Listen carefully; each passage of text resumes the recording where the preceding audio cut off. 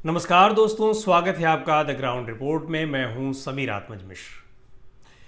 उत्तर प्रदेश में भारतीय जनता पार्टी के भीतर चल रही उथल पुथल राष्ट्रीय कार्य समिति की बैठक के बाद भी कम नहीं हुई, बल्कि ये कहें कि इसने और स्पीड पकड़ ली है। ये जो उथल पुथल चल रही थी और तेज हो गई है।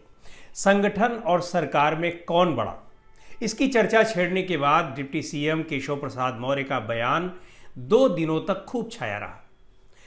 उसके बाद मुख्यमंत्री योगी आदित्यनाथ का जो बयान आया इसकी प्रतिक्रिया में ही आया। यद्यपि कार्य समिति की बैठक में उन्होंने ये बातें कही, उस बयान की भी खूब चर्चा रही कि सरकार है तभी सबका सम्मान है, सरकार गई तो सम्मान की उम्मीद छोड़ दीजिए।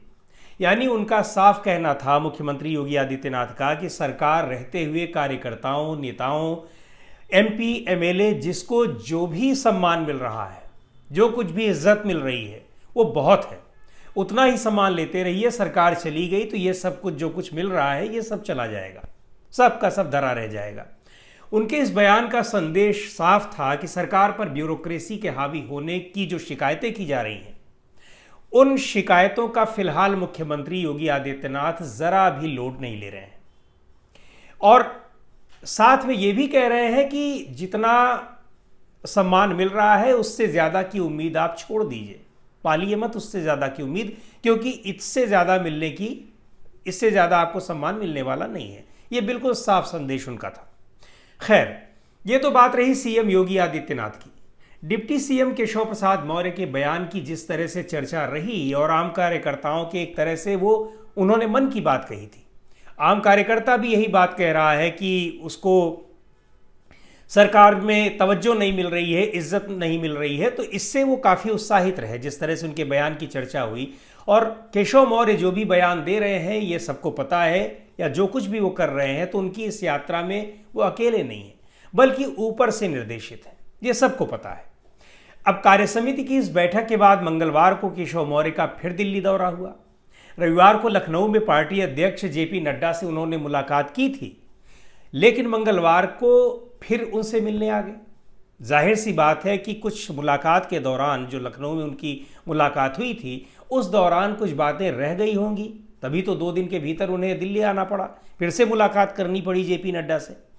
अब मुलाकात का एजेंडा क्या था, हासिल क्या रहा, इसके बारे में कोई जानकारी नहीं है, किसी को कुछ नहीं पता है, क्योंकि किसी ने कुछ बताया नहीं है। लेकिन हाँ, कयास लग रहे हैं, और वही कयास लग रहे हैं जो घटित होते दिखाई पड़ रहे हैं। दरअसल केशव प्रसाद मौर्य के कंधे पर बंदूक रखकर योगी आदित्यनाथ पर निशाना साधा जा रहा है। कुछ और कंधों का इस्तेमाल भी किया जा रहा है केशव प्रसाद मौर्य के अलावा भी, ये बताने के लिए कि उत्तर प्रदेश में इतनी करारी हार की वजह है राज्य सरकार से लोगों की नाराजगी, भ्रष्टाचार, अपराध, बुलडोजर की कार्रवाई इत्यादि। यानी ये सारा का सारा निशाना जो है वो सरकार पर, और सरकार के मुखिया योगी आदित्यनाथ है, तो जाहिर सी बात है कि उन पर योगी आदित्यनाथ भी चुप बैठने वाले नहीं हैं। बैकिंग उनके पास भी है, उनको भी सपोर्ट करने वाले हैं, और ये बैकिंग खुद संघ परिवार की बताई जा रही है। इसमें कितनी सच्चाई है ये तो वही दोनों जाने, लेकिन योगी जी की बातों और संघ की बातों में, आरएसएस की बातों में समानता तो दिख ही रही है। योगी जी ने साफ कह दिया है कि अति आत्मविश्वास हार के प्रमुख कारणों में से एक रहा। यह अति आत्मविश्वास सीधे तौर पर उस जगह निशाना लगा रहा है जहां से एक ही चेहरे पर चुनाव लड़ने की रणनीति बनाएगी, और जिस एक चेहरे पर लड़ने का फैसला हुआ। यानी सीएम योगी खुद से मुख्यमंत्री पद छोड़ने को तैयार नहीं है, क्योंकि उन्होंने भी उसी तरह स्पष्ट कर दिया है कि इस हार में उनकी कोई अकेले की जिम्मेदारी नहीं है, और अकेले किसी की है भी तो वो कौन है, वो सिर्फ वही चेहरा है जिस चेहरे को मोहरा बनाकर पूरी लड़ाई लोकसभा की लड़ी गई। और दूसरी तरफ उन्हें जबरन हटाने की केंद्र सरकार या पार्टी के केंद्रीय नेतृत्व में उतनी हिम्मत भी नहीं बची है जितनी कि लोकसभा चुनाव से पहले थी, या 2019 से 2017 के बाद से, जब से पहली बार भारतीय जनता पार्टी की उत्तर प्रदेश में सरकार बनी है, तब से लेकर के और लोकसभा चुनाव से पहले तक। एक तो पीएम मोदी खुद चुनाव हारे हैं लोकसभा का, और दूसरी तरफ सरकार बहुमत में भी नहीं है। तीसरे सहयोगी दलों का दबाव तो है ही, पार्टी के भीतर भी मुखर होकर लोग जवाब सवाल कर रहे हैं। खैर, बताया जा रहा है कि पार्टी के राष्ट्रीय अध्यक्ष जेपी नड्डा से एक और मुलाकात हुई, और वो हैं उत्तर प्रदेश के बीजेपी अध्यक्ष भूपेंद्र चौधरी। भूपेंद्र चौधरी को चुनाव से कुछ ही पहले अध्यक्ष बनाया गया था, लेकिन उनके अध्यक्ष बनने का पार्टी को कोई फायदा नहीं मिला। जिस जाट समुदाय से वो आते हैं और जिस जाट समुदाय का जिस इलाके में उत्तर प्रदेश, पश्चिमी उत्तर प्रदेश के इलाके में असर है, उस जाट समुदाय का वोट भी शायद नहीं मिल पाया उनकी वजह से। उनकी वजह से क्या नहीं मिला, तो इसका मतलब कि उनको बनाने का कोई फायदा नहीं मिला, क्योंकि मिला होता तो इस इलाके में बीजेपी की इस तरह की हार न हुई होती।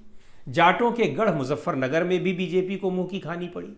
राष्ट्रीय लोकदल से गठबंधन का भी कोई फायदा नहीं मिला। गठबंधन को फायदा मिला भी तो आरएलडी को मिला।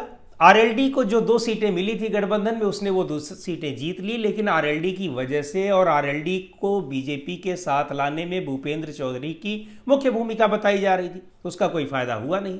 एक बात और कही जा रही है कि भूपेंद्र चौधरी को हटा करके उत्तर प्रदेश बीजेपी अध्यक्ष की वो कुर्सी केशव प्रसाद मौर्य को फिर दी जा सकती है, जिस पर रहते हुए उन्होंने 2017 में बीजेपी को लंबे अरसे बाद उत्तर प्रदेश में सत्ता दिलाई थी, और पिछले कार्यकाल में वो इसी हिसाब से खुद को पीड़ित दिखाते रहे।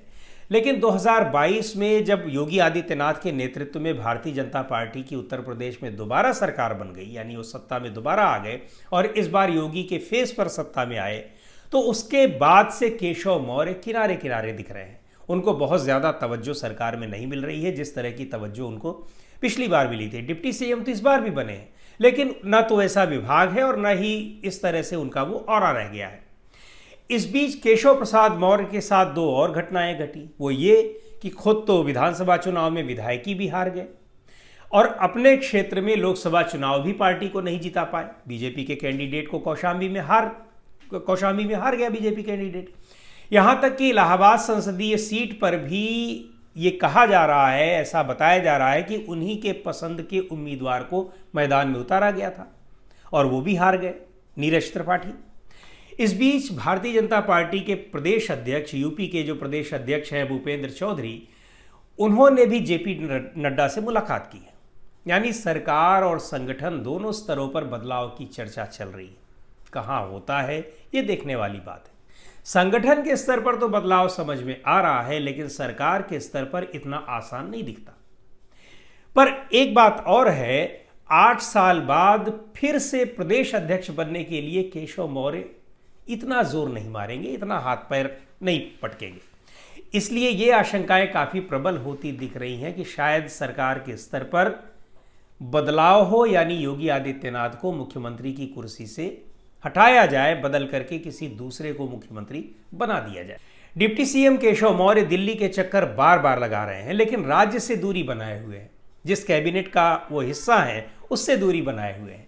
पिछले महीने भी चुनाव परिणाम के बाद वो करीब हफ्ते भर दिल्ली में ही रहे थे और इधर फिर दिल्ली में है, जबकि मुख्यमंत्री योगी आदित्यनाथ इस बीच में 2 बार कैबिनेट की बैठक कर चुके हैं, लेकिन केशव मौर्य उसमें शामिल नहीं हुए।